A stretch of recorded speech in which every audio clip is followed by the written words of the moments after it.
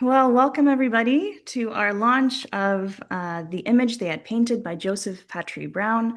We're so excited that you've joined us this evening from wherever you are. My name is Sonia Preisler, and I'm part of the editorial committee and studio coordinator at Publication Studio Guelph. I'm also honored to have designed this book, and I'm joined in the studio today by my colleague and friend Curtis Walker and some friends online, Joseph, obviously Allison, Liz, and Lauren as well. So I'd like to start by first acknowledging that the publication studio is situated in Guelph on contested land in a context of settler colonialism in what is called Canada. Where we are hosting you from is the traditional territory and treaty lands of the Mississaugas of the Credit First Nation. And we're neighbors with Six Nations, also called Haudenosaunee and Anishinaabe. And we have Indigenous, Métis, and Inuit friends and colleagues and neighbors to whom we owe reconciliation. And many folks are joining from all over Turtle Island, and I want to honor the original stewards of those lands and waters who have lived in relationship with land through a millennia of change. And land continues to be occupied, stolen, and exploited across the world. The ongoing rise of fascism and the danger and fear of our trans and racialized siblings that they've been experiencing and the ripples of that. Families are being kidnapped, neighbors are being kidnapped, kids at their schools are being kidnapped, and people are being disappeared. And we continue to witness a genocide of Palestinians in Gaza and the complicity of North American governments, institutions, and corporations in that escalating and persisting violence, and in our complicity in that as well. So this is state violence. And as we talk here with Joseph tonight, these colonial, capitalist, classist, white supremacist systems perpetuate this violence. And this necessity now more than ever is to put our values into action, into practice, rather than waiting for a distant revolution. This is the deep work of collective care, mutual aid, showing up, creating horizontal, non-hierarchical relationships with each other and the more than human. And this needs to be the push to think about what kind of world we want to live in. I want to also acknowledge the actual land, that I'm on right now. So the two rivers here in Guelph, this frost and snow that we're in right now, what hibernates beneath the soil, mycelium, each seed that teaches us about the cycle of life and death, of resting, of rooting before awakening and blossoming, and our complete dependence on and interconnectedness with that ecosystem that we form a part of. So thanks for joining me for that land acknowledgement. It's been no small feat to figure out the logistical tech around hosting this launch event tonight. So thanks to my dear friend Curtis for all the support in trying to make that happen. And so we're working with the limitations of the incarceration system tech. So the framework that we have for Joseph joining us is in 30-minute increments on a call. So in between, we'll talk to you as well while we get him back online. As you see, he's joining us on this phone here, so you can tell that this is quite an orchestration of events. But yeah, so you'll see a 1-minute warning before the video call with him disconnects, and then we'll invite him back. Sometimes the connection is really good, sometimes it's choppy, and so I ask that you extend some patience and grace with us as we sort of move through this together. And we do have some pre-recorded videos of Joseph too, so we might pivot. You'll see us like deciding what to do. So just come along the journey with us. Be flexible and adaptable with us. So the flow of events tonight, I'll do a quick little introduction of Publication Studio Guelph. I'll introduce Joseph and Allison Turner, and we'll hear some readings and then have some conversations with some lovely people also on this call. Let me take a breath. So Publication Studio, really quick, is the book that is the studio that published Joseph's book, which is right here. So Publication Studio prints and binds books by hand, creating original works with artists and writers we admire. It serves as a space for publication in the fullest sense. It doesn't simply produce books, but also brings people together through the shared experience of reading. And so every book is made one at a time at our studio as needed, which is pretty cool. And then PS Guelph is also one point of a constellation of other studios across the world. Each one acts very autonomously, publishes the books that they're excited to publish. But what's interesting is that once they're published, they live in a collective catalog. And then any studio will make it for you. The closest one to you will be the one that makes it for you. And we have shout outs to our dear friends in other studios in São Paulo, in Montevideo, in Paris, in Glasgow, in Hudson, in Edmonton, in Vancouver, in Pearl River Delta, Hong Kong, and most recently Fortaleza in Brazil.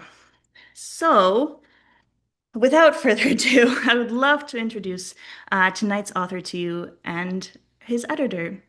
So, Joseph Patry Brown is a Black Nitschez Indian descent, and he's the father of one daughter and a grandfather of five grandchildren. He was born on the river in Natchez, Mississippi, and for the past 3 decades, he has been challenging his wrongful conviction of capital murder. He writes in multiple and hybrid genres, including thought pieces, short fiction, letters, and a memoir. And dear friend Allison Turner grew up in the mountains of Colorado, where she learned to endure large amounts of time in inclement weather awaiting for buses. She is a community-engaged writer, researcher, and oral historian, and has worked with incarcerated writers in Colorado and Mississippi for 5 years. She is a reader, advisor, editor, what we call RAISE, with the Goat Poll on weekends, and during the work week, she is the curator of the South Dakota Oral History Center. So, I'm done for now, and I will pass it on to these two beautiful, lovely people who I'm so excited to talk to. So here they are. Thank you. Thank you.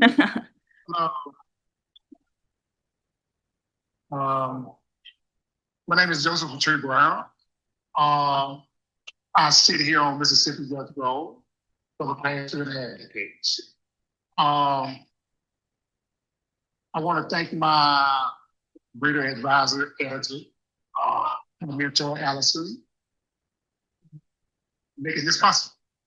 I want to thank Curtis and Sonia for actually making this happen, right?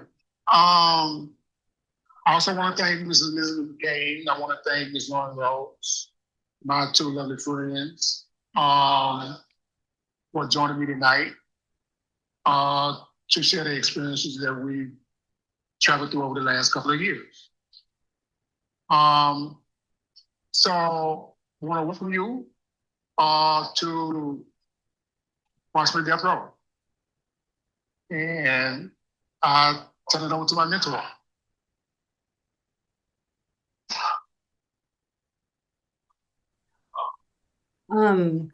I wonder, Joseph, would you be okay doing some readings first? I have some questions for you, maybe after you do some readings. Okay. My first reading I want to do, let's take a minute. Let's take a second, please. And wish my mother a happy birthday tomorrow. She will be having 78.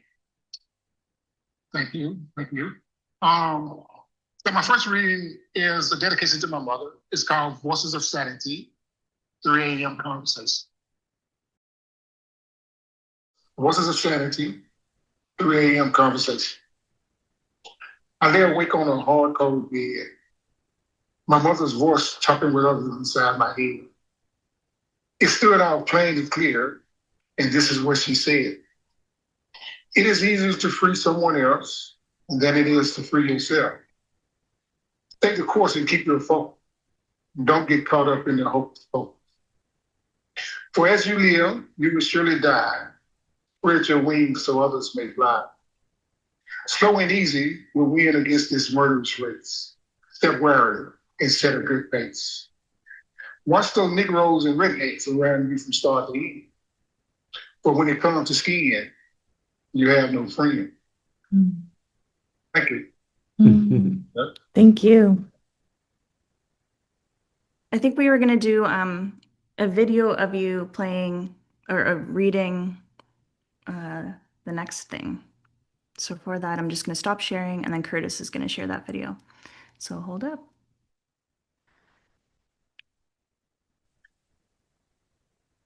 There are more. Yeah. Deep breath, eyes closed, mind clear. Can you see my goodness behind your smoke screen? Of Mississippi, Natchez in particular, you must first understand that I knew absolutely nothing about how the legal system works. even though I've been inside it most of my lifetime. In 1984, when I was put on trial, a death sentence was something I knew nothing about. I came to death row March 14th, 1984. When I was sentenced, I believed the next month was going to be the Monday 11th. My first day on death row, I had in cell they went to 32 seat guard. I had no one to tell me anything. The guards said nothing. They didn't even give me bed linen or clothing that first day. Everything was this bright yellow, except the floors and bar, which were great. A trace nut was cut into the door, and it opened the trunk from the guard in the tower pushing the button. The bed was solid concrete, painted yellow, and was hollowed out underneath to put my belongings in, like clothing, books, etc. There was a concrete seat welded to the wall next to the bed, maybe a foot wide, and it had a concrete writing table about the size of a checkerboard. All of these were maybe 3 feet tall. The window was a square, maybe 4 by 4 feet, with a mesh screen and a knob where I could open the door. When I looked out, there was nothing to see but razor wire fence. I had never been in a jail cell like this. The stainless steel toilet and face wash basin was all one piece, with a hole bored into it for the toilet paper to fit. A small bin was above the door, but it was so caked with filth, I didn't imagine it worked. Not that I cared, you understand? Hell, what's filth to a dead man? When I made it to consul, they had taken my free work clothes and gave me a one-piece red jumpsuit. I was able to keep my socks and shoes. That was everything I owned, and that's all I had when they placed me in the front cell. No inmate was in the other cell, in the front cell next to me, but two were across the way, where if I squatted at the door and looked through the trace slot, I could see those two state inmates. After being unrestrained, I asked for something to lay on the bed, a mattress, seat, and for toilet tissue. They looked at me like I was stupid and walked away to go inside the guard tower. When they did look my way, I yelled at them again for those things and pointed my finger at them, making a drunk sign. I pulled the trigger. Then I stood there, turned around to look at the empty bright ass. People around me were not talking, and if they were, I didn't hear them. I mean, it was so goddamn quiet. I thought there was no one on death row because they put me on the tier with the state inmates, and I believe they were all executed because they had to be, as I only had 30 days before my execution. So I thought everyone else had only 30 days too, which meant they were all dead. But when Breeze from Jackson, Mississippi started raising hell because I had no bed and lenses and clothes, I didn't even know there was someone on the next tier. I couldn't see him, but we were both in the front cell, so I heard him very clearly. At the time, he scared me more than the guards. This guy's voice was fucking deep, and he was talking crazy shit to these guards. Guards didn't treat him the way they just did me, so I'm like, who is this motherfucker? Don't get me wrong. I haven't been afraid of people for a long ass time. But even though this guy was helping me, he actually scared me too. Because I should have been raising here with him, you know? But all I did was just sit there at the door, mouth shut. This shit was unreal. And he sounded like he was right in the cell next to me.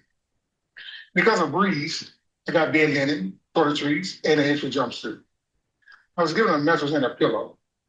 2 days later, I had them remove the mattress as it was broken and from used by some other inmate. The concrete slab wasn't all that bad with the two sheets between it and me. There wasn't a need for warmer bed as they had the heat on, which I found out once I cleaned out the toothpaste and paper covering the vent. Thursday, that following week, March 18th, 1984, a guard making his rounds for the morning shift chain stopped and asked, "You want a day room call?" And I said yes. This was 8 a.m. By 9 a.m., came back to my cell and placed handcuffs on my wrist after I turned around. He called my cell number 28. And the guard in the watchtower pushed the button in the door. I stepped out, not sure which way to go, as I had no idea what the day room was. "Follow me," said the guard. So I did. And he led me out the door of the tier I was on and onto the tier where Breeze was housed. I looked over toward the cell, but I didn't see anyone. About 4 steps onto the zone is a staircase that leads to a tier above this one. Bars, gray floors, and yellow walls all out seating. But as I turned to go up the second flight of stairs, I heard voices. After stepping off the last step onto the tier, a door was a foot to my left. I walked through it. I saw all these men in red jumpsuits, and you can't begin to imagine the relief of just seeing that. Hell, I was still scared to death of being killed the following month, but in that moment, I felt relief. It wasn't just 4 or 3 of them either. There were about 14 men inside this first room, which was just an open space of 50, 40 square feet. The room had 4 black steel tables spread out, one closer to the door I would have to walk through to enter. Men were just walking around, some playing card games or dominoes, black guys and white guys alike. Thinking I wasn't going in this day room, I waited for the guard to open the door, but he kept walking another 8 or 7 feet to the next room. I was left standing. I was dumbstruck that there were that many guys on death row. The guard called my name, and I walked away with spirit. He opened the door with a key, and I walked in. He shut it and locked the door, and I was still in handcuffed behind my back. I looked up to just as many men in this room as there were in the first room, and it hit me just how I just fucked up.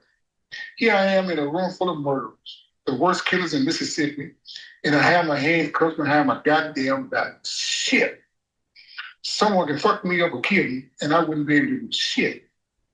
The jail I was in Natchez, Mississippi, also gave us day room call, and so I forgot myself. There, they didn't have to handcuff me. They just opened the cell door, and the day room is where your feet land when you first step out of the cell. Not this shit. There are no solid doors to the room, just bars.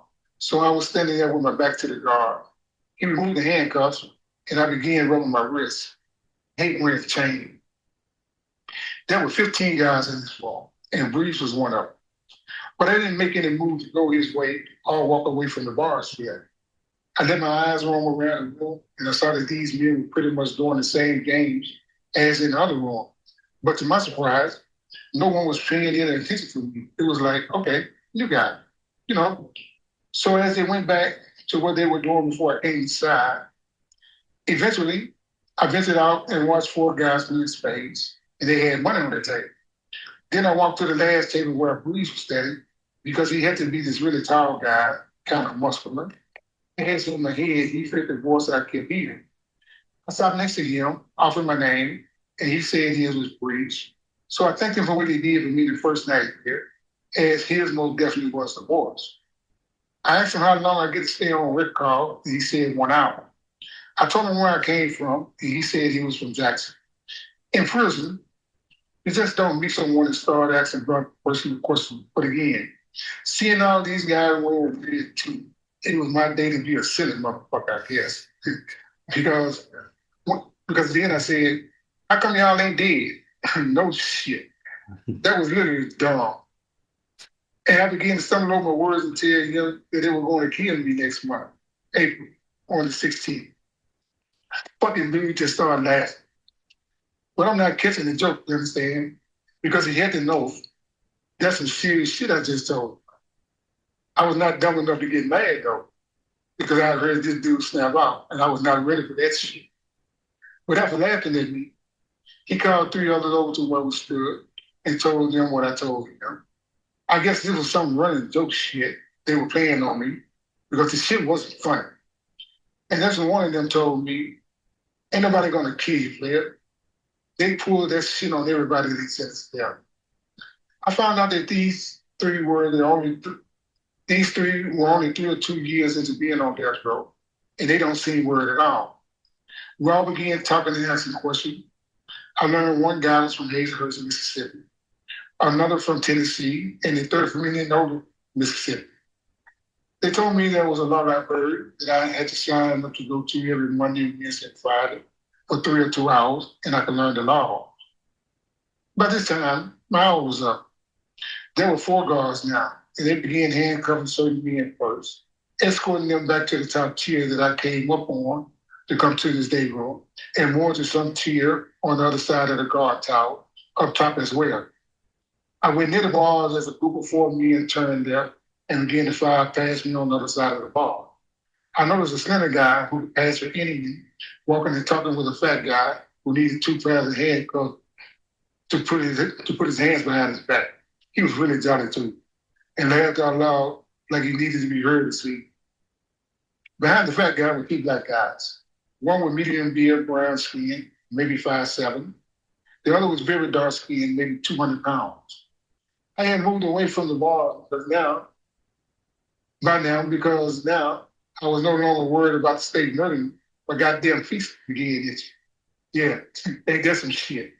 Here I am around all these accused, convicted murder, and I get goddamn itchy feet. So I moved over to my left and leaned up against the wall, away from everyone, watching, listening, as the guards were now placing handcuffs on Breeze Crewman's head. I'm not in the fair way in that direction. The guards told me to stand to the side and wait to be taken out last. They opened the day room break door. This time, all 12 of the men entered out in single file, and I thought, damn, there are more. I watched these men being away just recalling me these final stop signs of life. The same guard that brought me to Red Call came back, handcuffed me, and escorted me to my cell the same way he brought me. But this time, I was seeing and hearing shit with new ears and eyes. All of these so-called dead men walking, laughing, playing. When the guard unhandcuffed me, I stepped back into the empty walls, without wondering, concrete bed, stainless steel toilet and sink. I didn't have any clue how to fight for my life of freedom, but now I knew that I may be alive long enough to fight. I was not one of the many, never did man of the day. Mhm. Great. Mhm. Thanks, Joseph. Hmm. Thank you, Joseph. Thank you, thank you. And do I see the 1 minute warning on the call? Yeah, we've got 10 seconds with Joseph, so Joseph, you'll call us back? Right. We'll come back in a minute. Yeah. See y'all then. Yeah, sounds good. See you soon. While we're waiting for Joseph to reconnect, I wanted to tell everyone a little bit about the Goat Poll, which is the platform through which Joseph and I are able to work together to some degree, and also that's helping us partner with PS Guelph to publish this book. The GOAT Poll is the Geopolitical Atlas for the Polity of Literature. It's an acronym. It comes from the ideas and energy and deep thinking of Matthew Stadler, who I think is in this call with us, and lots of collaboration of other people who care about reading and writing and the relationships that happen between readers and writers. Through the GOAT Poll, we have, I think, about 8 RAs, readers, advisors, editors, who are working with writers around the world. We're working with writers in prisons, in refugee camps. We're working with many writers in Iran and Afghanistan. And I encourage anyone to check out the website and read all kinds of different stories that I think are surprising in very delightful ways. We're really trying to partner with writers to remove barriers that many writers around the world are facing. Through the GOAT Poll, we also are collaborating with PS Guelph to publish books such as Joseph's. And okay, good, we have Joseph back, right on time. So I might wait for Joseph to get back on the screen because I have 1 or 2 questions for Joseph, and then I'll introduce Sonia, and Sonia will talk about the book itself. But first, Joseph, I have a few questions for you. And first, I actually have an expression of gratitude for you. I have been working with incarcerated writers for maybe 5 years. And one of the biggest challenges that I continue to encounter and that I'm always working on is discussing the idea of revision. Revising writing is very vulnerable and difficult. I think when writers haven't shown their work to someone before, it can feel like someone is sort of attacking the self. It can feel like a critique of the self. And what I've noticed, particularly working in prisons, there's a lot of writers who've been writing for decades. Like Joseph, when I met you, you have already been writing for decades. You were writing stacks and stacks of paper about your case, and you were writing long letters to people. And I've noticed when I do these creative writing workshops, oftentimes a lot of incarcerated writers will write this beautiful, brilliant piece of work in a workshop. and then kind of hand it over and say, that's it. Like it's perfect the way I made it. And there's sort of this feeling of take it or leave it. This is me, this is who I am. And I think that's a really important part of writing. And there's a, like, that serves a really beautiful and vital purpose.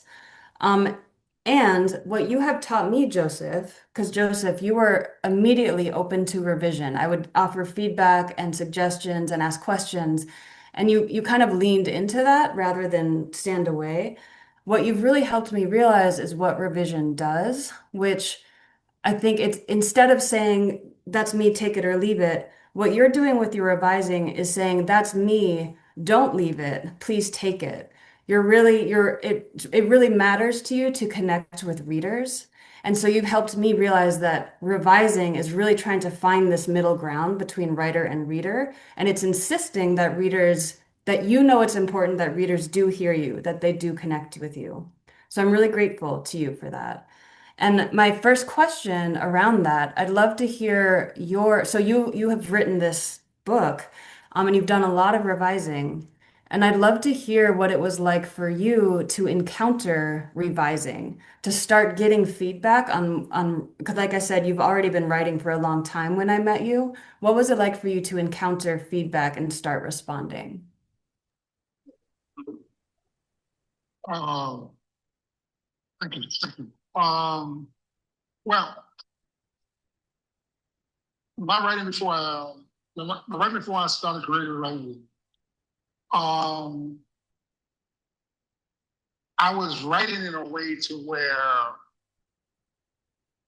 it was take it or leave it writing. You know, this is what happened. This is how it happened. Take this thing as it is, so to speak. Um, it was incoherent. It was ready.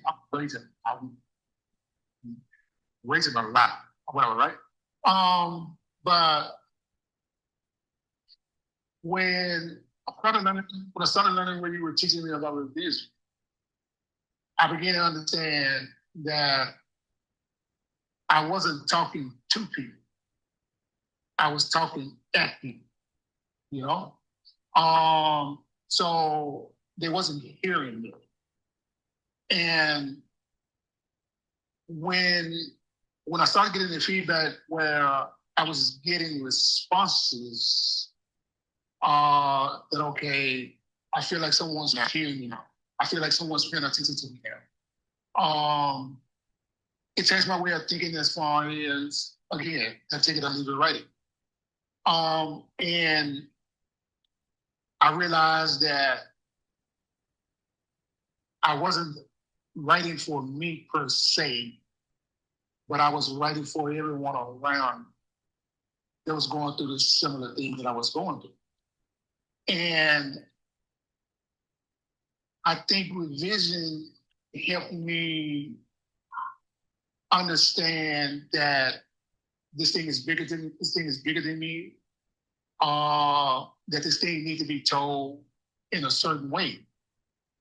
And that is what you're talking about. That is what I appreciate about the last 3 years that you've mentored me inside of this thing. And where I am now, how I am now, it wouldn't be possible if I had rejected what you were teaching me about this. So I really appreciate that. And I think that it gave me purpose to want to tell this thing, tell my story, not just my story, tell other stories. Tell the story about being on death row, about being incarcerated, about the legal system, about personal experience inside of this thing as far as this incarceration goes. It made me understand, the vision made me understand that I have to humanize myself and those around me. And I had to try to humanize this living condition in which I'm enduring to where people are accepting of what this is rather than rejecting what I thought before I before I met you, before I started learning.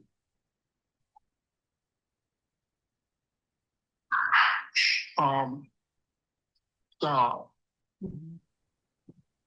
I love how you say it's the difference between talking at and talking to. Um, that again is a very clear way to put that, I think. Um, I have one more question that really fits in here before I introduce Sonia. And Sonia will speak with you about the book more. Like we said, you've always been writing. Used to write you still write letters, you write about your case a lot. Um, but from what I understand, you never really knew what kind of audience there might be. It was kind of unclear who might read this work. The letters, obviously, you had a particular recipient of those letters. But I think when you were writing about your case, it was sort of just like they would kind of build up in your cell, and you wouldn't really know what would happen to that writing. Now, fast forward a couple years, you have a regular column with Rooted, with Lauren, who we'll get to hear from a little bit later. You have a published book. You have, I think, more than 60 posts on the Goat Paul. You have a piece in Solitary Watch and in a journal called African Voices. You're really finding an audience. And I'd love to hear you talk a little bit about if that's changing, or maybe talk a little bit more about how kind of knowing you have an audience is changing or shaping the way you write or your writing process. um, my my first decade or so, um, my letters and writing were to particular people. Um, Not necessarily writing to this person thinking it would go to someone else or whatever, right? It was to this person thinking that I could solve that problem in their light or whatever, right? That I could make them understand. If I make them understand, then I could solve this thing in that way. That is, I mean, I write 15-page letters, 20-page letters. Um, I write, I write countless fucking things or whatever, right? But the audience that as of late 2024, mid 2024, that changed where when I first published my story on the Go Pod, which was like December 8th, 2024, I think. And the feedback I got from that, I mean, it changed my perspective as far as writing goes. Because I would have never thought that people at large would just accept what I was reading, take what I was reading, understand this thing, understand this situation, understand me. And I found out different. And it, it gave me someone to write to.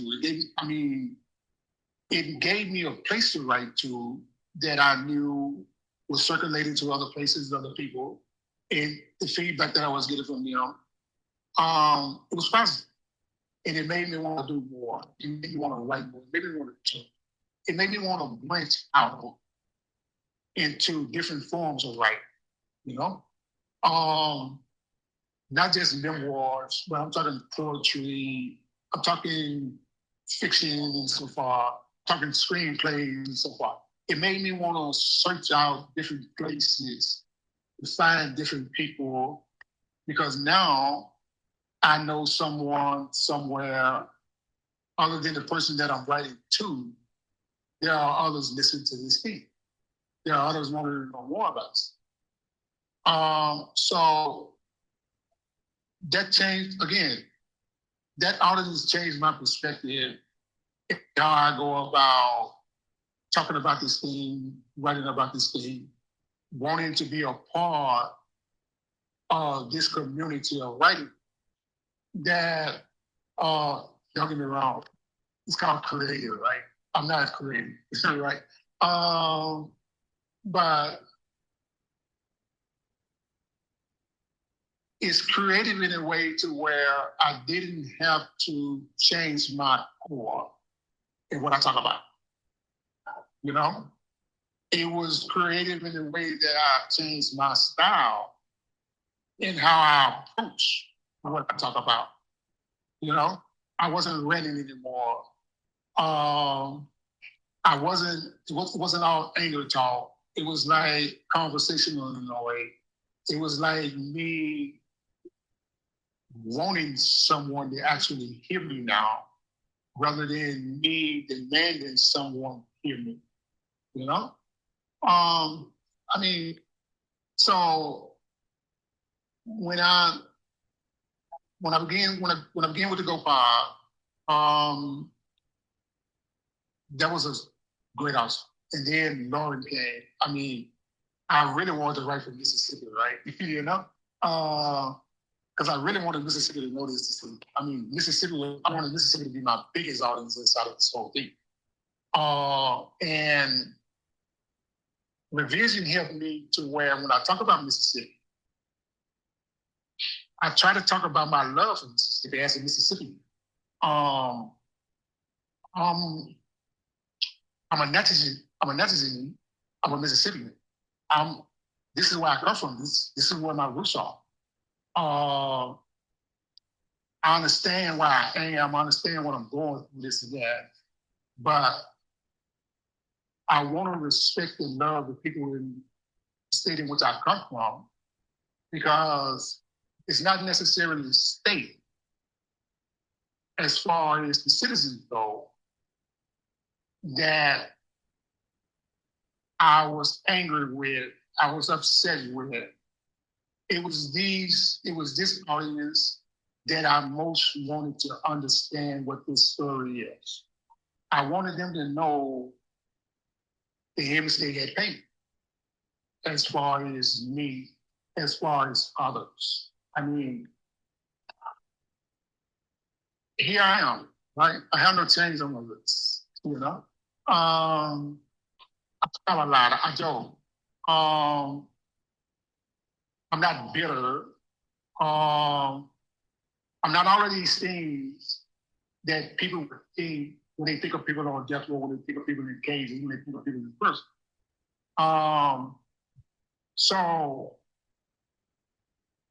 yeah, the vision helped me reach that audience in that way.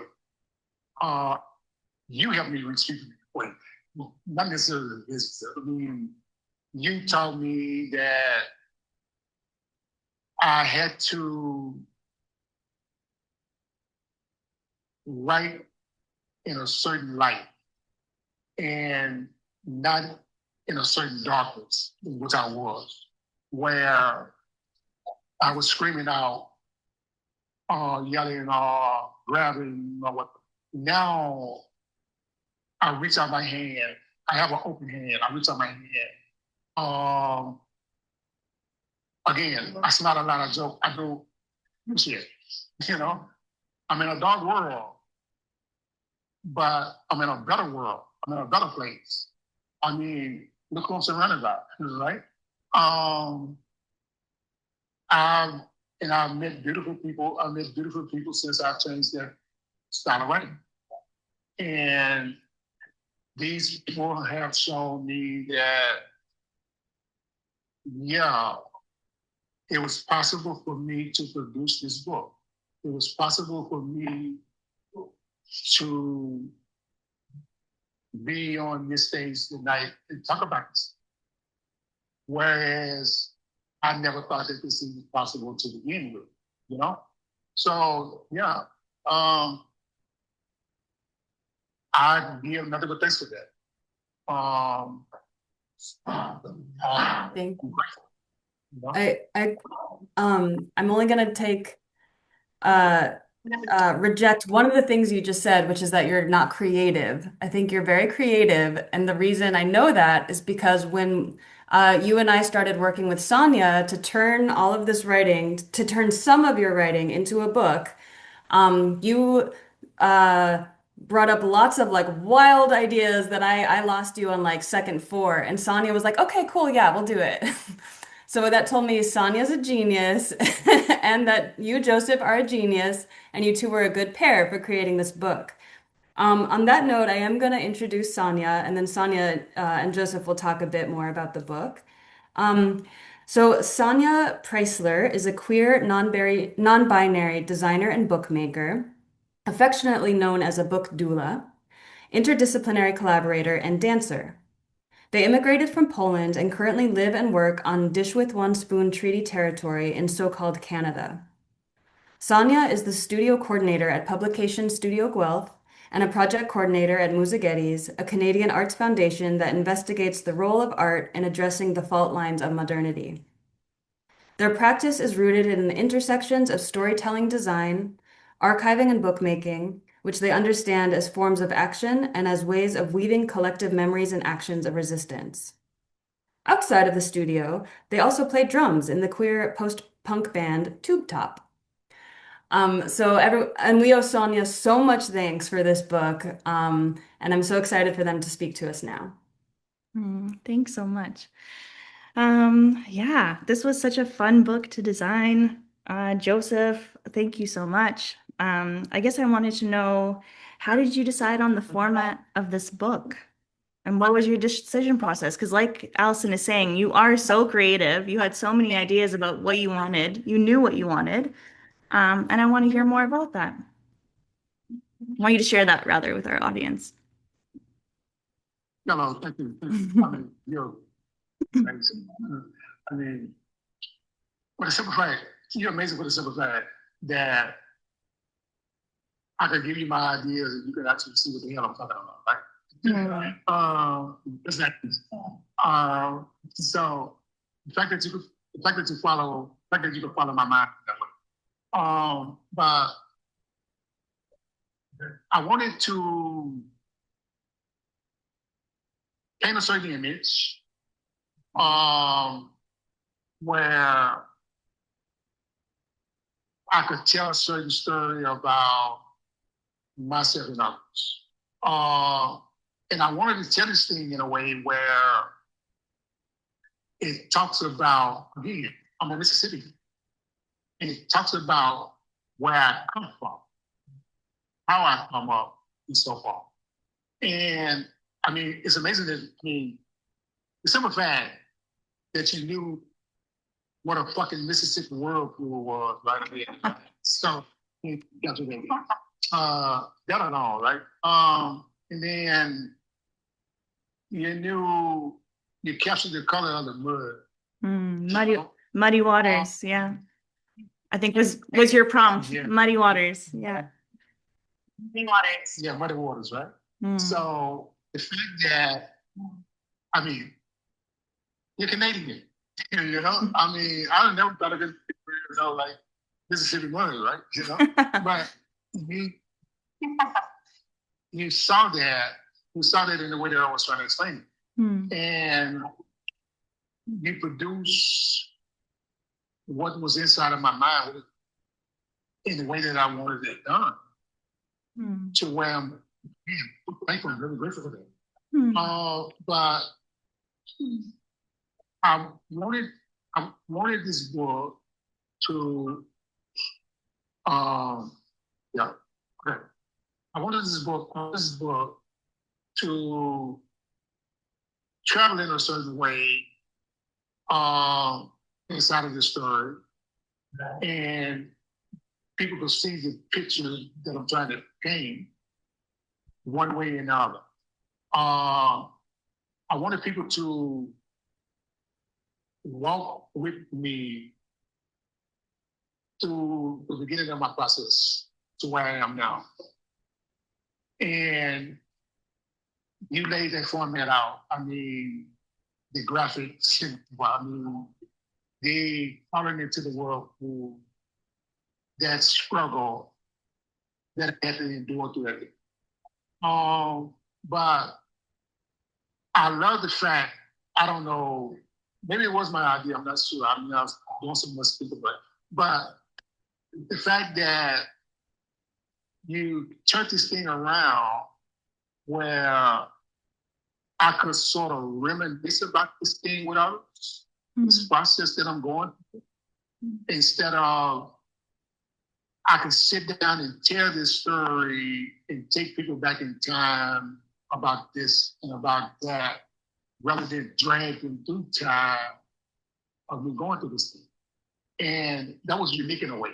Mhm. Um, And maybe we'll describe, uh, oh, sorry, go ahead. Maybe we'll describe a little bit about this book. So it has two covers. And so there's two ways to read the book, and you decide as a reader which way you want to read it. There is no direction, but that's the thing. That's the whirlpool. And I want to give a shout out to our designer of the illustrator, rather, Sophia Bartholomew, who designed the illustrations. And so, as Joseph was saying, when people are walking, we're walking with Joseph up the stairs. Yeah, just wanted to give some context as you're talking, but yeah. right. So, I mean, again, the fact that your team, I mean, was brilliant enough to sort of like create this thing that was inside of my head to help me illustrate this picture that I was telling or whatever, right? It's beyond me. It's really clear. I mean, I'm still kind of saying this. But there is no wrong way. There is no wrong way. There is no right way to read this thing. Because it gives you, it's gonna give you different effects either way in how you go through this thing. It gives me that, and I wrote this shit, all right? I lived through this. And it still takes me through this process where this is actually happening. This is actually happening. And it was fun. It was fun doing it with you. I mean, like, again, it was a lot of fun. To sort of figure this thing out, to create these ripples of waves, ripples in the water, these these steps, whatever, right? And yeah, it was great. I mean, I could like say these things. I don't think I could have like given these things done, right? And I'm so grateful for you for doing it. Seeing inside of my mind and truly showing the world what that thing is. And yeah, it was a lot of fun. There was a lot of sort of like, did I piss them off? You know, you know, like No way, no, really? No, it was brilliant. Yeah, right. Like, did I, you know, I had, you know, I had angst in that sense. Well, I mean, I'm kind of demanding in a lot of ways. You know, I'm kind of stubborn in a lot of ways, in a lot of sense, right? So, and I changed a lot. I was changing a lot, right? So, but you helped me figure it out. Yeah, And I think we figured it out together, you know? you helped me. I feel like there was a back and forth conversation around like how to make it land for people. How do we make it translate? You know, like all that kind of stuff. And you knew what you wanted. So when you're saying you're stubborn, I think it's awesome because you knew exactly what you wanted. And you're like, this is how I see it. So I appreciate that a lot. Yeah. Yeah. And also thanks to Allison for you know, being also a part of the conversation of design. Yeah. Yeah. Well, I mean, she is my reader, my advisor, I mean, I take seriously what the title is, right? I'm like, so I put a lot of her in my sheets, you know? Mm-hmm. And she takes it, she does it. I mean, it's amazing. I mean, it's amazing. Like, I think I told her one time before, she hasn't ran for the years yet. You know, that type of stuff. Some people been long gone by now, you know, that type of thing, right? I mean, but she she helped facilitate this thing. Mm. She helped make the thing happen. And I'm truly grateful for that. And while Joseph is gone, I'm now, we'll switch a little bit from the book now to talking with Liz and about some of the activism work Joseph and Liz and others on death row are doing together. I'm very excited to introduce to you all Liz McCann. She is a founding member of Humans Remain, an advocacy organization established with people on death row in Mississippi. She's a lifelong abolitionist and human rights campaigner. And we know this is true. We know she is tenacious because it's 2 a.m. where she is right now, and she looks like a goddess in orange. So we're very grateful for Liz who is with us tonight. Thank you, Liz. Thank you very much, Alison. And I would like to start by congratulating Joseph on his book, which I think offers a really visceral insight into the time he's endured so far on death row and what he's borne witness to. And without you, that is definitely not something I think that would have happened. And huge congratulations to you as well. My first contact came with Mississippi Death Row in the form of being a coordinator and getting pen pals for the guys. And there's one lady also, Lisa, on death row in Mississippi. And I very quickly realized through forming friendships with these people that not only did they need a lot more, but I could actually offer an awful lot more. And Alison very much shown me the sort of the model that the guys in Alabama were using for their advocacy group with the wonderful Esther Brown, who has headed that up for them. And Humans Remain was established. And it was established, as the name sort of slightly suggests, that behind all these gory headlines that get written about people on death row, human life does remain. And actually, there are some very decent and kind people who really do deserve a second chance.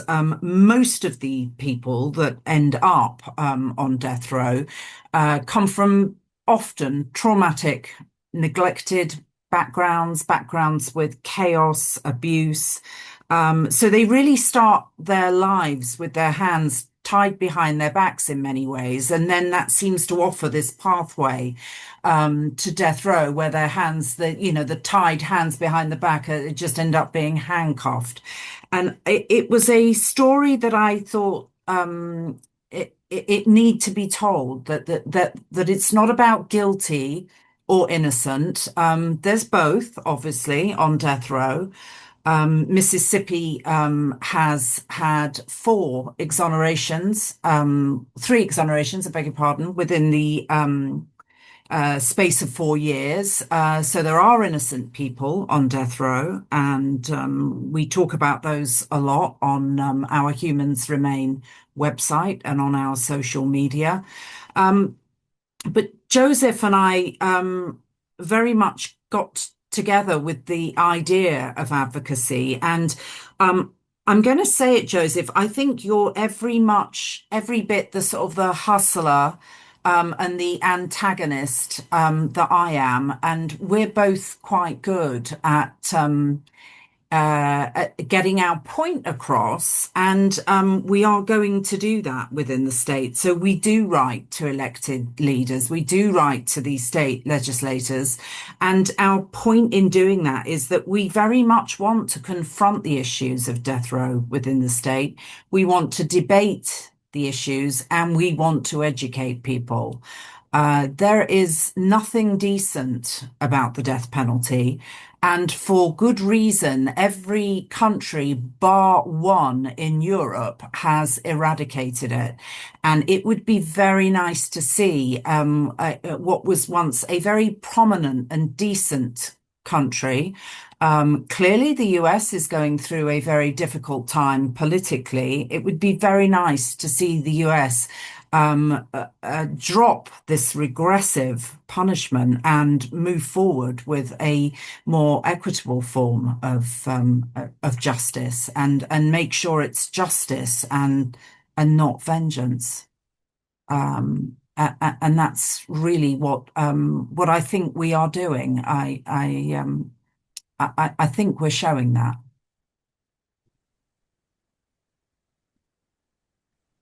And I Joseph, would you wonder, like to respond to that? I mean, I mean, I mean, I mean, I mean, what could be better, right? What could be better? What could be better than come back in on that conversation? So again, I'm going to do Americanism because I think Americanism exemplifies what this thing is in a lot of ways. Okay, Americanism. God bless America. Is this a joke? Let me clear my throat. You fight so damn hard to keep your children from being woke. To build up a violence so violence makes me want to choke. Before I accept this shit, my mouth will dry up from thirst, screaming, fuck you, fuck you, motherfucker. I die first. To me, the secrecy passing bills to ban certain books, pushing and walking the children's minds against gays and lesbians based upon their looks. Once they're giving me the advice as if I misspoke, it was your ancestors beating our minds, forcing them on the African slave boat. Chained, naked, and stacked like sardines inside the belly of the ship, skin peeling from the woods, wound opening from the whips. Then he sailed them across the transatlantic sea, half dead from starvation, and God only knows what else to see. He took it a step further with the Indians, whom you gave no quarter. As you got high off the peace pipe, you got them drunk on firewater. Had your arms raised at village, robbing and raping them for years, forcing them on reservations after marching them on the trail of tears. Let's not forget those indentured white servants whom you tricked out their last dime. 70 years of backbreaking work, their bodies wasting away in a gender code. I tell you, it's a damn shame the way you play this game. Instituting death penalties to stop the blood in our veins. Locking me in a steel cage just to hide your shame, while centuries earlier you tortured my people, forcing us to wear your name. You collude in secrecy with lawmakers, black and white, drafting policies to concoct pause and then the dead of the night. You create a law to shield this killing of cloak. Yeah, that funky ass doctor score no harm in a Hippocratic oath. You look over his shoulder as he gives me a peer to calm my nerve. You brag about the hundreds of dollars spent on the food you serve. You say be generous to myself. I can order what I like. That is all on Mississippi tab. Heaven, be like Mike. You strap me to a death table, laying me out the way Rome did Christ, forcing into me this history of Americanism. You take my life. My final words will forever be, fuck you, you fucking motherfuckers.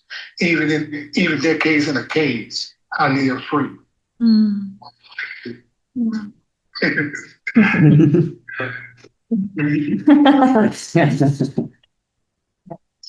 Yeah. Thanks, Joseph. Mm. Yeah. What you were talking about earlier, I think Americanism exemplifies this thing. I think Americanism speaks to the heart of what this thing is. This is not first rate racism so much as it is classism, disenfranchised, marginalized people that I have surrounding me every day inside of the state. Again, I can make this thing about me, but this thing is bigger than me. This thing is our country, the state in which I was born and raised, seem to think that we are expendable. We're not. Again, inside of 2 years, with the help of you, Liz, most definitely with the help of Miss Allison Turner,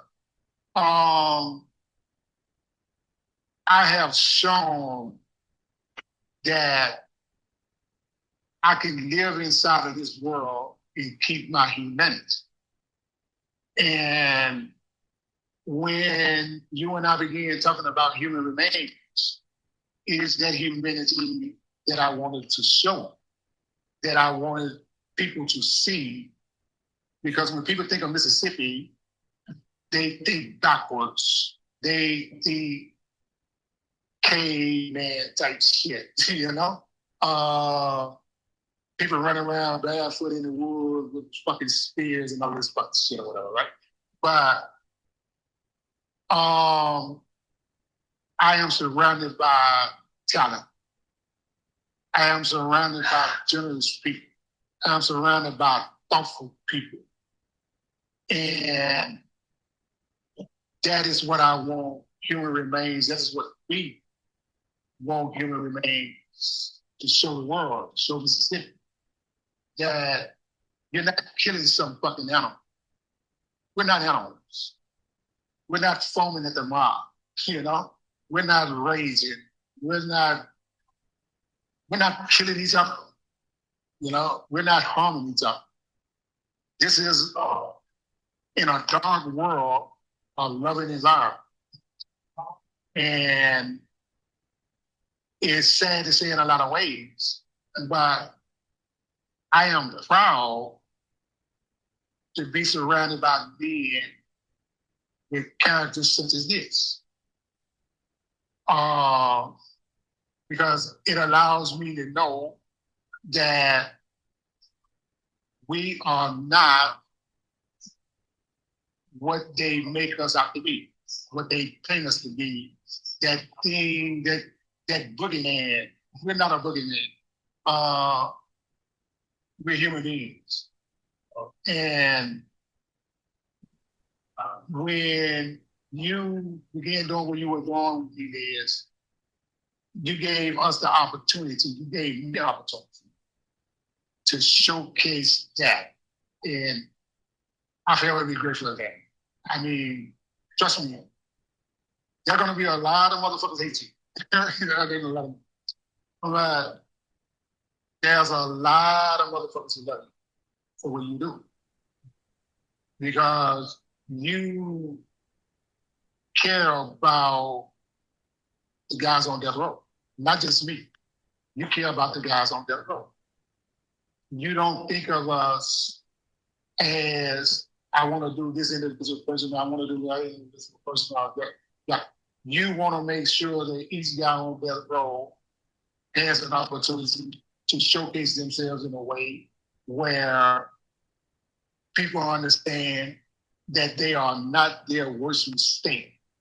They are not what the state portrays them to be, whether they made that mistake or not. You know? You give us an opportunity, and we're very grateful for that. We're very thankful for it. I mean, I don't know anyone who would be up 2 o'clock in the fucking morning talking to me on a fucking call, right? But here you are. I won't be talking to you early tomorrow, I can assure you.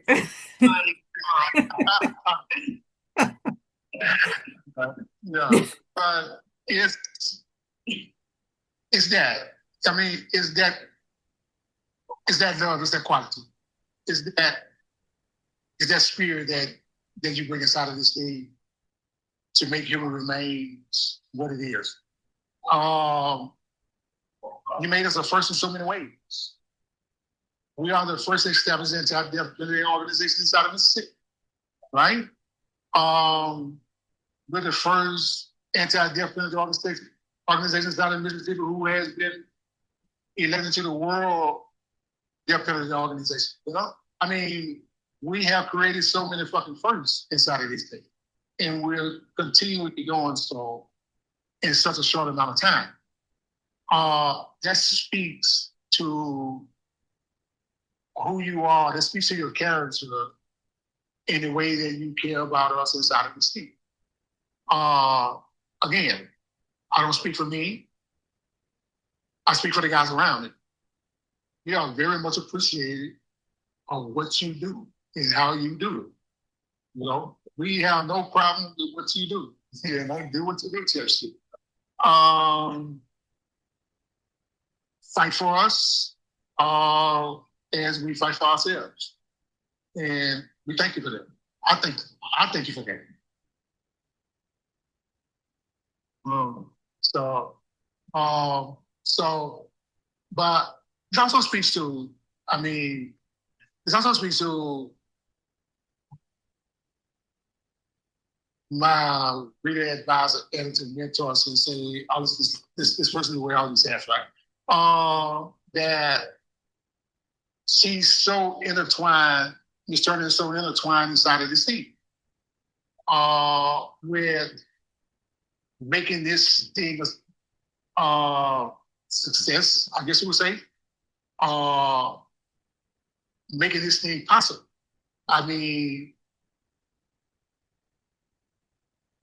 she brought that model from Alabama into Mississippi and gave you and I a chance to build that model. I mean, so I'm very fucking grateful for that sense. You know, I mean, it's not just teaching me revisions. It's not just teaching me creative writing. It's not just, you know, so far. She honestly wanted to see me succeed in this endeavor. And I mean, and I don't know, man. I'm like fucking tongue tied. Well, and So, just but yeah, along some of those lines, Joseph, you were just speaking really clearly about the way the system is portraying you and other folks on death row. We have a really good question here from A Skipper, who I think is perhaps someone you know. And the question is, they're saying, you know, you have to explain the title of the book. Why the title, The Image They Had Painted?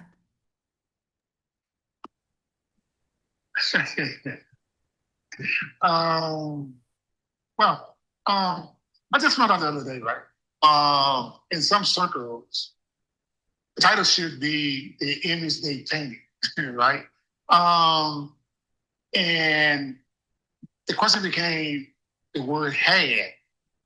I wanted the book to be titled The Image They Had Painted because, again, we are dispelling that portrait, that image. We are putting a different face to what they portrayed that thing to be. So that's what they had done. Understand what I'm saying? They wanted us to be locked in a cage 23, 24 hours a day. They wanted us to be locked down 7 days a week, 365 days a year. They wanted us to be angry with each other. They wanted us to be at each other's throat.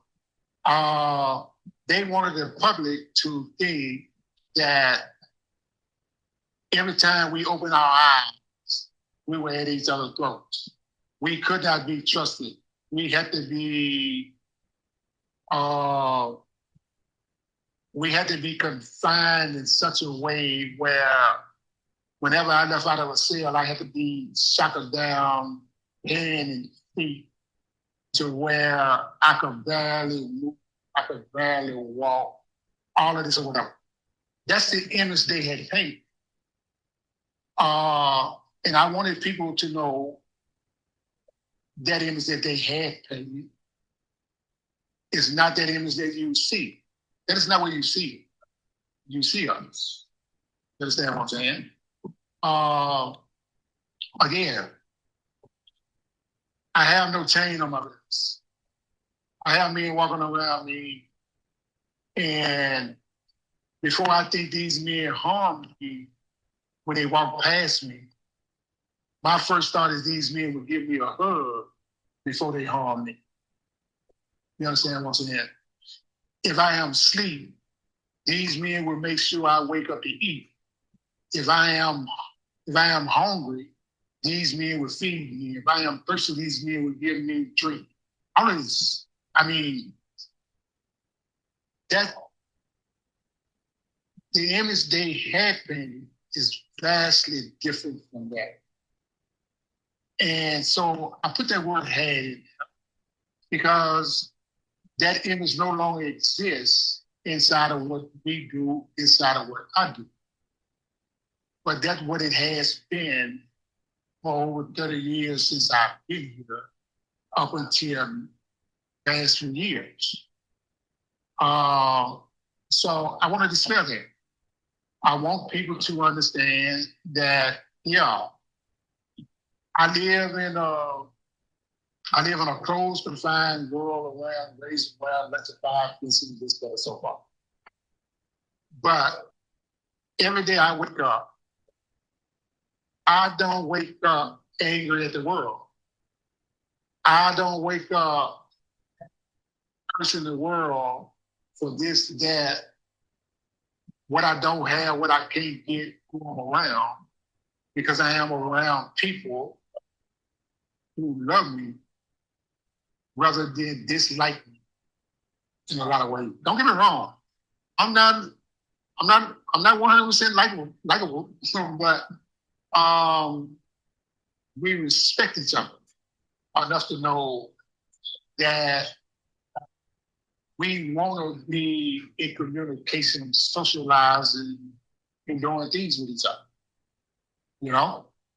And yeah, so that title, The Image They Had Painted, is what that was. That's what they had done. This is what we're doing. That book would have never happened, say, 30 years ago. You know? It's possible now. Me sitting here talking to you, conversating with you, that would have never happened 30 years ago. It's happening now. Me being outside of this cage 14 to 16 hours out of a day, it would not happen 30 years ago. It happens now. You know? All of these things are what had been, not what is now. Type of. Thanks for that, Joseph. Right. Yeah, And- Lauren, do you want to read some? Yeah, go for it, Allison. Oh, I did want to just remind folks, I don't know if we said this, but Joseph made it very clear to us before this event that he is open to answering any questions, like even questions that might seem tough or edgy or something. He's as you can maybe tell by now, he wants to lean into those questions rather than away. And maybe quickly, I saw one question in the chat from first cousin, Mr. Leroy Brown, wondering about how to purchase the book. And I wonder if Sonia, you could just give maybe you put it in the chat, but maybe just explain a tiny bit how people can get the book. Yeah, I put it in the chat and so did Lauren. Thank you for that, Lauren.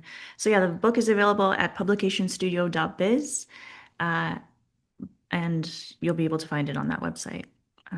And then we'll ship it to you. And the closest studio to you will make it for you. So if you're in the States, probably our friend Patrick will make it for you at Publication Studio Hudson. Yeah. Or us. We can also make it. And then we wanted to read to you, Joseph, so you can see it, some of the comments you've been getting. Stephen wanted you to know that he's really enjoyed visiting with you over the last several months. He loves your writings and he can't wait to get the book. He's proud of you, my friend. He says congratulations. And then Shira says, thank you so much for sharing your work with us. You are an amazing writer and it's been an honor to learn more about your story and work. Just since you couldn't see those, we wanted to read them for you.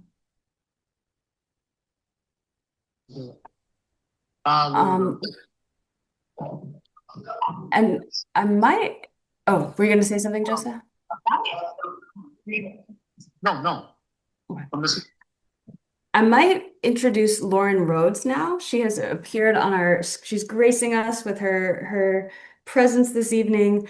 Lauren Rhodes is a writer and editor in Jackson, Mississippi. In 2022, she founded the best-selling Substack Rooted magazine, which explores what it means to call Mississippi home. And she might explain a little bit too more other ways to stay involved for those who want to learn more about the book. Yeah, thank you, Allison, and thanks for having me here. Joseph, it's been a privilege to be a part of your book launch and so exciting to be part of this day. I know it's been a long journey. So I run the Substack, which is an online publication called Rooted. We explore what it means to live in Mississippi or call Mississippi home, even if you live here no longer. And I looked back at the first essay we published from Joseph. I had actually gotten an email from someone I had never met named Allison Turner showed up in my inbox and said, "Hey, I've been working with incarcerated writers at Parchman, and I have this just incredible essay that I think that your readers would really like. Would you mind taking a look and seeing if it'd be something you'd be interested in publishing?" And I read it immediately and was pretty floored by the writing and just knew it was something that I wanted to share with our audience, which is about half in Mississippi or 45% in Mississippi, and the rest is all over the United States and abroad. So it's a really wide readership, but all people who are interested and invested in Mississippi. And Joseph's story is a really important voice in Mississippi, and that was immediately clear from this essay. And so I think I got another essay sent to me from Allison that was written by Joseph.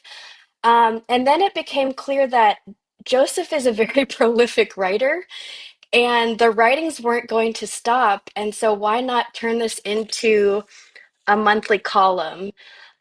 So Chronicles from Parchman is the column that we started in April 2024. Joseph and I have been talking regularly since then and figuring out what essay to publish each month. And it's just been a privilege over the past almost 2 years to see Joseph, your writing flourish and to see our audience really responding to it and really getting acquainted with your voice. And I know it's important for you to have Mississippi readership. So I think it's a really special relationship that we have. And I'm excited to say that we do have a book club as well. Every month we discuss a book with a connection to the South with the writer, the author of the book. And in April, we're going to be discussing the image they had painted. So Joseph will be joining us to discuss that live with our Substack readers.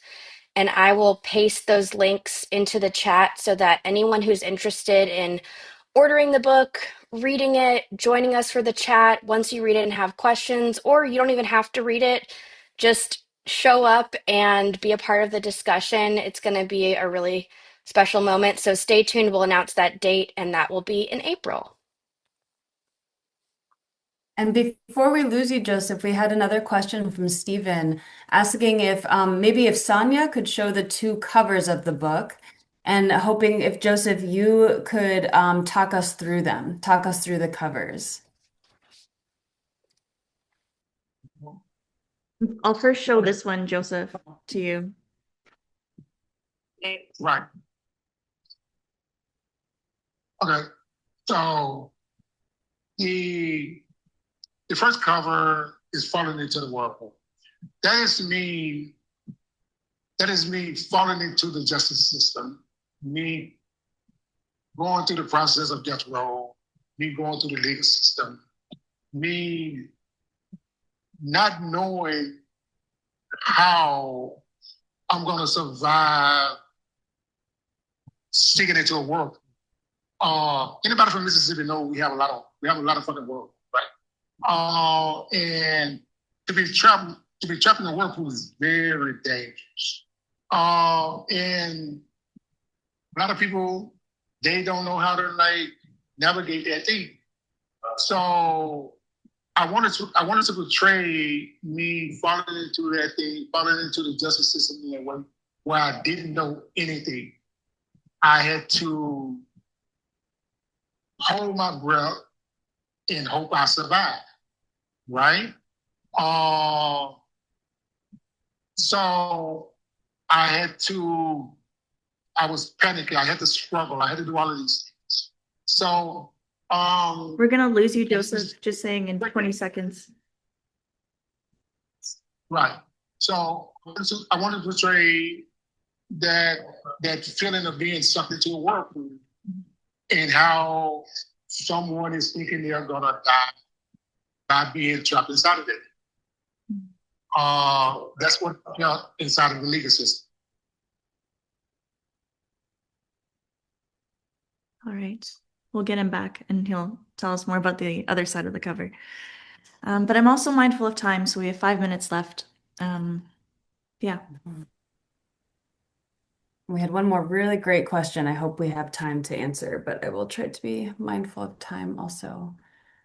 I guess, and Liz, maybe did you have more to say? I wonder if maybe about hearing Americanism or anything to respond to with what Joseph was saying while we're waiting.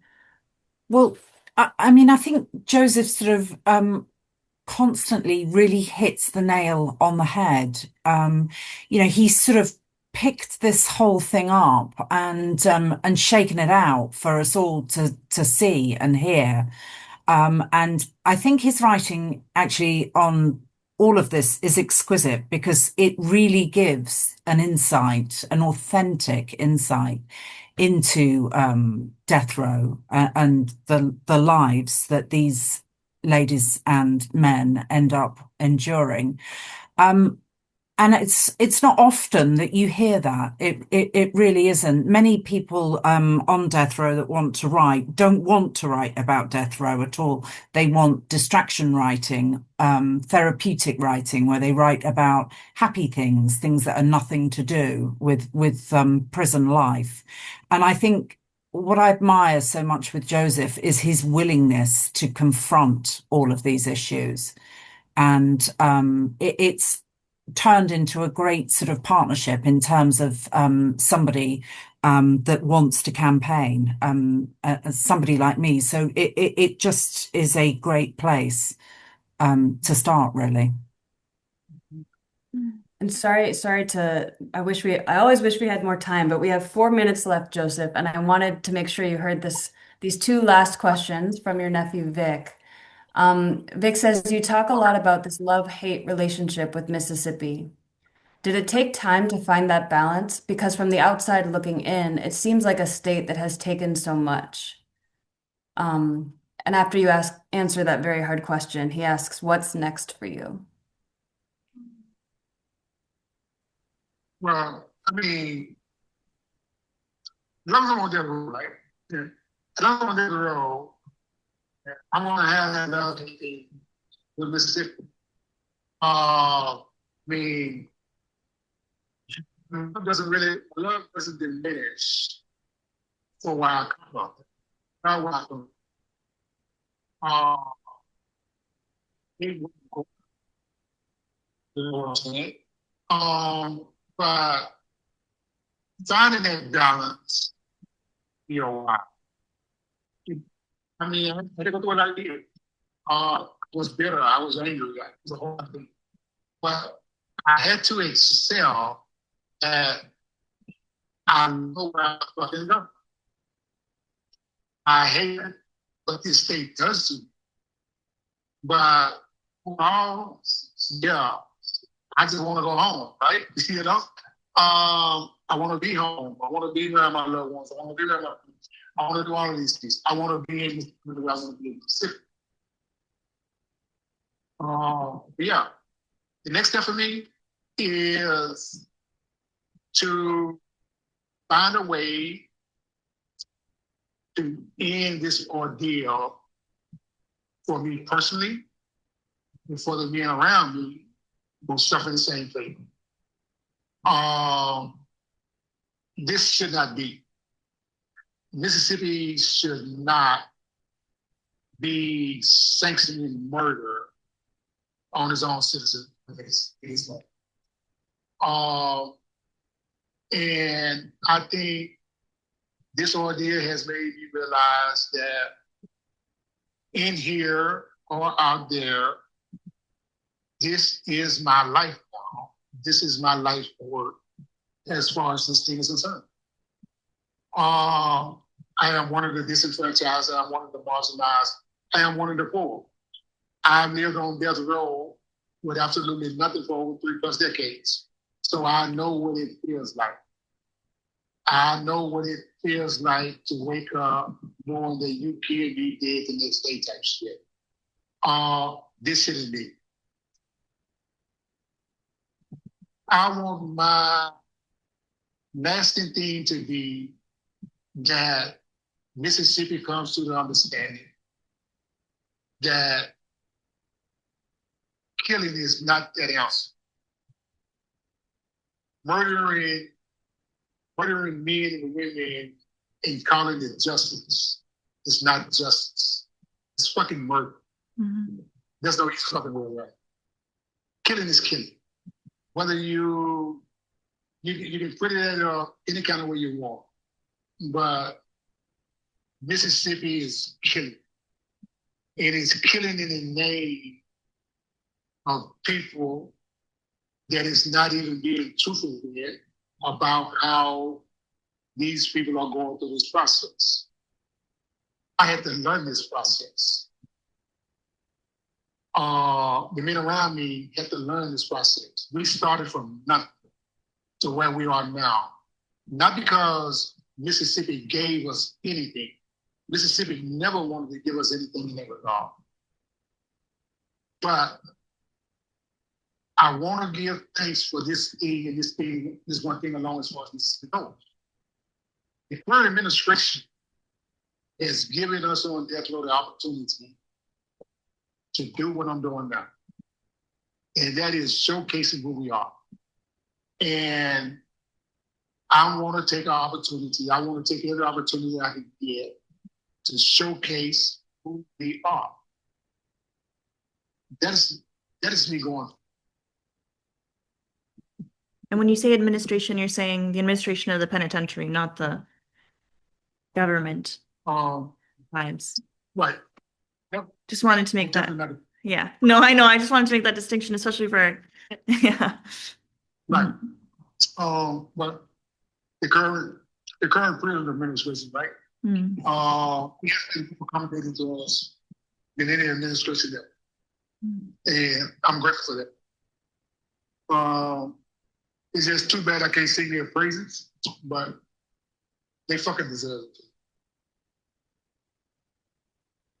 I'm going to read some more comments that are here. Someone, Jennifer wrote, "Thank you, Joseph, for your expression, for your vulnerability."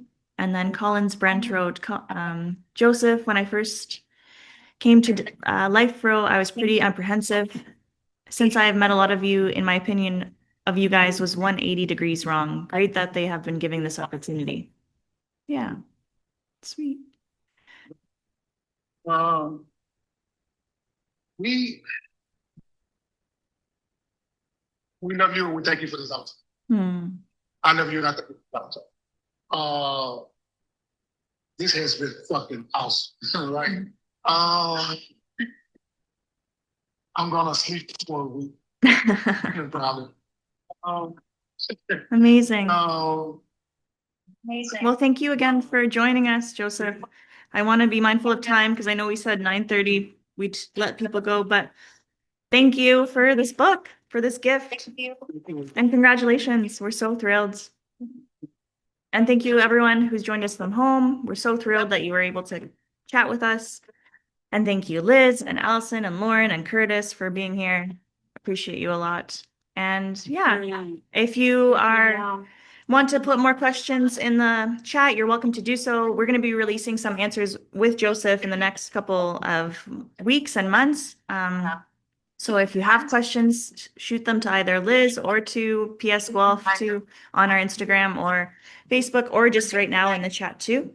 And keep the conversations going about abolitionism and anti-death penalty. All of this is really important conversations. It's up to us to now construct what we want the world to look like. And so keep at it. keep having these conversations with loved ones and important people in your life. And yeah, thanks again, everyone.